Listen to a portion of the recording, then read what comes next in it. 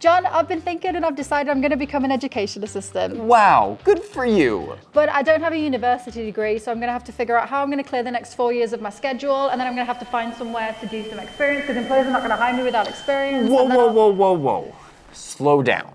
Good news, you don't need a degree. That's not how people become education assistants at all. What do you mean? How do people actually become education assistants? By training specifically for the role. Most take a focused diploma program that prepares them for exactly what education assistants do in real classrooms. So what kind of training does that involve? Courses in child development, education psychology, applied behavior analysis, how to use classroom technology appropriately, support for reading and math challenges, and working with students with physical, intellectual, emotional, or behavioral differences, observation skills, the list goes on. That all sounds great, but employers still won't hire me without experience.